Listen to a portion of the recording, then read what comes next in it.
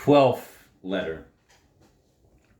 A stormy winter, holiday Saturnalias from our log cabin Indian bar, January 27th, 1852. I wish that it were possible, dear M, to give you an idea of the perfect Saturnalia which has been held upon the river for the last 3 weeks, without at the same time causing you to think too severely of our good mountains.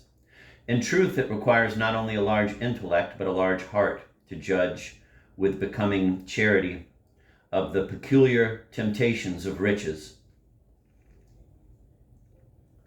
A more generous, hospitable, intelligent, and industrious people than the inhabitants of the half-dozen bars, of which Rich Bar is the nucleus, never existed. For you know how proverbially wearing it is to the nerves of manhood to be entirely without either occupation or amusement, and that has been preeminently the case during the present month. Imagine a company of enterprising and excitable young men settled upon a sandy level about as large as a poor widow's potato patch, walled in by sky-kissing hills, absolutely compelled to remain on account of the weather, which has vetoed indefinitely their exodus, with no plants to ride or drive, even if they had the necessary vehicles and quadrupeds, with no newspapers nor politics to interest them, deprived of all books but a few dog-eared novels of the poorest class. Churches, lectures, lyceums, theaters, and, most unkindest cut of all, pretty girls, having become to these unhappy men mere myths, without one of the 1,000 ways of passing time peculiar to civilization, most of them living in damp, gloomy cabins, where a heaven's dear light can enter only by the door. And when you add to all these disagreeables the fact that during the never-to-be-forgotten month, the most remorseless, persevering rain which ever set itself to work to drive humanity mad has been pouring doggedly down, sweeping away bridges, lying in uncomfortable puddles about nearly all of the habitations, wickedly insinuating itself beneath an un-umbrella-protected shirt collars, generously treating to a shower bath in the rheumatism-sleeping bipeds who did not happen to have an India rubber blanket, and to crown all, rendering mining utterly impossible. You cannot wonder that even the most moral should have become somewhat reckless.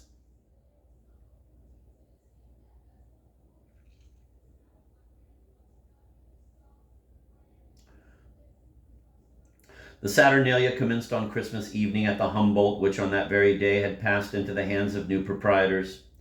The most gorgeous preparations were made for celebrating the two events. The bar was retrimmed with red calico, the bowling alley had a new lining of the coarsest and whitest cotton cloth, and the broken lampshades were replaced by whole ones. All day long, patient mules could be seen descending the hill, bending beneath casks of brandy and baskets of champagne, and for the first time in the history of that celebrated building, the floor, wonderful to relate, it has a floor, was washed at a lavish expenditure of some 50 pails of water, the using up of one entire broom, and the melting away of sundry bars of the best yellow soap.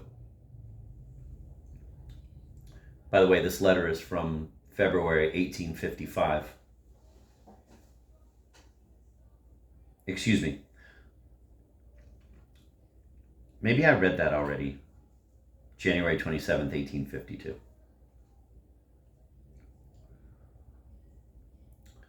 And the melting away of sundry bars of the best yellow soap, after which I am told that the enterprising and benevolent individuals who had undertaken the Herculean task succeeded in washing the boards through the hopeless load of dirt which had accumulated upon them during the summer and autumn.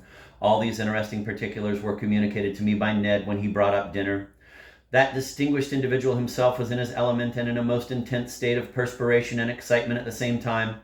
About dark, we were startled by the loudest hurrahs which arose at the sight of an army of India rubber coats.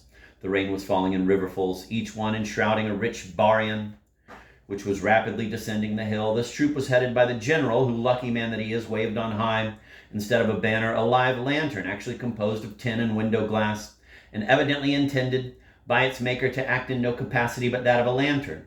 The general is the largest and tallest, and with one exception, I think the oldest man upon the river. He is about 50, I should fancy, and wears a snow-white beard of such immense dimensions in both length and thickness that an elderly Turk would expire with envy at the mere sight of it. Don't imagine that he is a reveler. By no means. The gay crowd followed him for the same reason that the king followed Madame Blaise, because she went before.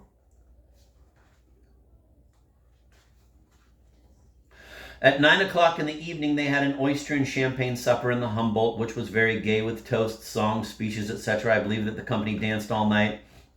At any rate, they were dancing when I went to sleep, and they were dancing when I woke the next morning. The revel was kept up in this mad way for 3 days, growing wilder every hour. Some never slept at all during that time. On the 4th day, they got past dancing, and lying in drunken heaps about the barroom, commenced a most unearthly howling. Some barked like dogs, some roared like bulls, and others hissed like serpents and geese. Many were too far gone to imitate anything but their own animalized selves. The scene, from the description I have had of it, must have been a complete illustration of the fable of Circe and her fearful transformations. Some of these bacchanals were among the most respectable and respected men upon the river. Many of them had resided here for more than a year and had never been seen intoxicated before. It seemed as if they were seized with a reckless mania for pouring down liquor, which, as I said above, everything conspired to foster and increase. Of course, there were some who kept themselves aloof from these excesses, but they were few and were not allowed to enjoy their sobriety in peace. The revelers formed themselves into a mock vigilance committee, and when one of these unfortunates appeared outside, a constable, followed by those who were able to keep their legs, brought him before the court, where he was tried on some amusing charge and invariably sentenced to treat the crowd. The prisoners had generally the good sense to submit cheerfully to their fate. Towards the latter part of the week, people were compelled to be a little more quiet from sheer exhaustion, but on New Year's Day, when there was a grand dinner at Rich Bar, the excitement broke out, if possible, worse than ever. The same scenes in a more or less aggravated form in proportion as the strength of the actors held out were repeated at Smith's Bar in the Junction. Nearly every day I was dreadfully frightened by seeing a boatload of intoxicated men fall into the river, where nothing but the fact of their being intoxicated saved many of them from drowning. One morning, about $30 worth of bread, it must have been tipsy cake, which the baker was conveying to Smith's Bar, fell overboard and sailed merrily away towards Marysville. People passed the river in a boat, which was managed by a pulley and a rope that was strained across it from Indian Bar to the opposite shore. Of the many acquaintances who had been in the habit of calling nearly evening, 3 only appeared. Of the many acquaintances who had been in the habit of calling nearly evening, 3 only appeared in the cabin during as many weeks. Now, however, the Saturnalia is about over, and Ned and Chalk have nearly fiddled themselves into their respective graves. The claret, a favorite wine with miners, and oysters are exhausted. Brandied fruits are rarely seen, and even port wine is beginning to look scarce. Old callers occasionally drop in, looking dreadfully sheepish and subdued and so sorry, and people are evidently arousing themselves from the bacchanal madness into which they were so suddenly and so strangely drawn. With the exception of my last, this is the most unpleasant letter which I have ever felt it my duty to write to you. Perhaps you will wonder that I should touch upon such a disagreeable subject at all. But I am bound, Molly, by my promise to give you a true picture, as much as in me lies, of mining life and its peculiar temptations, nothing extenuating nor setting down aught in malice. But with all their failings, believe me, the miners as a class possess many truly admirable characteristics. I have had rather a stupid time during the storm. We have been in the habit of taking frequent rows upon the river in a funny little toppling canoe carved out of a log. The bridge at one end of our boating ground and the rapids at the other made quite a pretty lake. To be sure, it was so small that we generally passed and repassed its beautiful surface at least 30 times in an hour.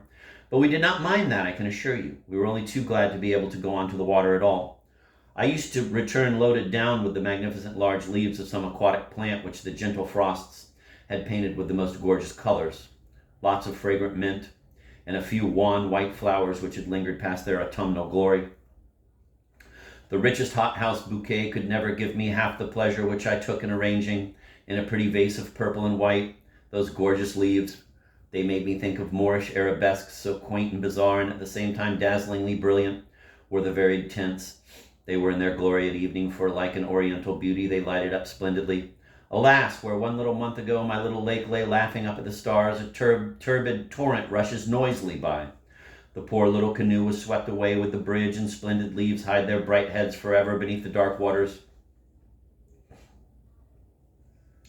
But I am not entirely bereft of the beautiful. From my last walk I brought home a tiny bit of outdoors, which through all the long rainy months that are to come will sing to me silently yet eloquently of the blue and gold of the vanished summer and the crimson and purple of its autumn. It is a branch gathered from that prettiest feature of mountain scenery, a moss-grown fir tree. You will see them at every step, standing all lovely in this graceful robe. It is in color a vivid pea green with little hard flowers which look more like dots than anything else, and contrast beautifully with the deeper verdure of the fir. The branch which I brought home I have placed above my window. It is 3 feet in length and as large round as a person's arm. And there it remains, a cornice wreathed with purple-starred tapestry, whose wondrous beauty no upholsterer can ever match. I've got the prettiest New Year's present. You will never guess what it is, so I shall have to tell you. On the eve of the year, as the general was lifting a glass of water which had just been brought from the river to his lips, he was startled at the sight of a tiny fish. He immediately put it into a glass jar and gave it to me. It is that most lovely of all the creatures of Thetis, a spotted trout, a little more than 2 inches in length. Its back of mingled green and gold is splashed with dots of the richest sable. A mark of a dark ruby color and shaped like an anchor crowns its elegant little head. Nothing can be prettier than the delicate wings of pale purple with which its snowy belly is faintly penciled, its jet black eyes rimmed with silver within a circlet of rare sea blue, gleam like diamonds, and its whole graceful shape is gilded with a shimmering sheen infinitely lovely. When I watch it from across the room as it glides slowly round its crystal palace, it reminds me of a beam of many-colored light, but when it glides up and down in its gay playfulness, it gleams through the liquid atmosphere like a box of shining silver. A thing of beauty is a joy forever, and truly I never weary watching the perfected loveliness of my graceful little captive. In the list of my deprivations above written, I forgot to mention a fact which I know will gain me the sympathy of all carnivorously disposed people. It is that we have had no fresh meat for nearly a month. Dark and ominous rumors are also floating through the moist air to the effect that the potatoes and onions are about to give out. But don't be alarmed, dear Molly. There's no danger of a famine. For have we not got wagon loads of hard, dark hams, whose indurated hearts nothing but the sharpest knife and the stoutest arm can penetrate? Have we not got quintals of dreadful mackerel, fearfully crystallized in black salt? Have we not barrels upon barrels of rusty pork and flour enough to victual a large army for the next 2 years? Yea, verily have we, and more also. For we have oysters in cans, preserved meats and sardines, apropos I detest them, by the 100 boxful. So hush the trembling of that tender little heart and shut those tearful and alarmed eyes while I press a good-night kiss on their drooping lids.